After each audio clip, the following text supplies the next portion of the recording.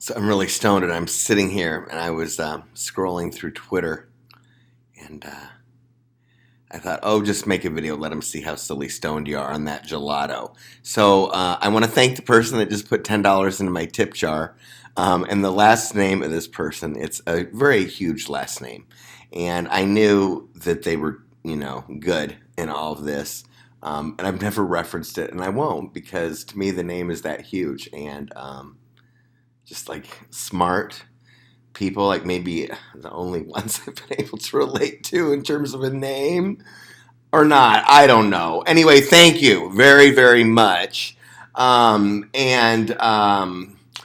it's so funny. I had just walked around the block. I'm really kind of angry about this table that this Josie never comes to get just because it's aggravating. She bought it.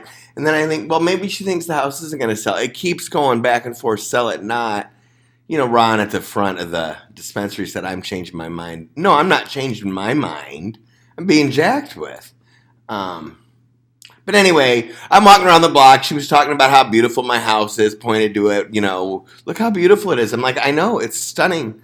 I'm like, I don't want to sell it. I said, but I got to be able to have a life here. I said, not only that, I don't even know how I'm going to pay my bills. I'm like, and I got to stay medicated. And she said, oh, yeah. And I love that, it's good that everyone at least is understanding, that some people really do need the cannabis. Anyway, someone just put $10 in. That really helps. PayPal takes their third. This thing's getting paid off each time. And I like how, it's automatically done on my books. And so when somebody puts something into that tip jar, it means a lot. To be honest, I had jippoed PayPal on the tip on the Jimmy John's because I needed toilet paper. So now it won't go overdrawn.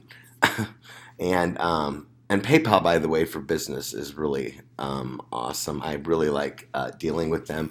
And that tip jar, I'm just so glad I did it. I got the idea off some other blogger, and then I researched to make sure it was on the up and up. And that's been the coolest thing ever, that tip jar. I love that I did that.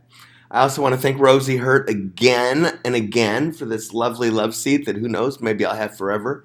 When Lisa Ferris showed up here and bought me that quarter of Granddaddy Purple, bless your heart, from Cresco Labs. For all I know, Hunter, good Lord, Dawn Hunter might have chipped in on that. I don't think Dawn's bad in all this either. She might end up singing like a canary too.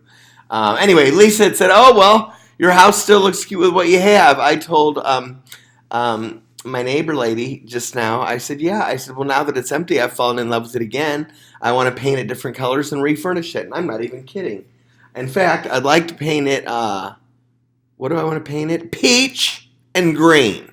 So like sea foam and coral. What do you guys think? And that would even work to get started with the wicker love seat here from Rosie Hurt. So anyhow.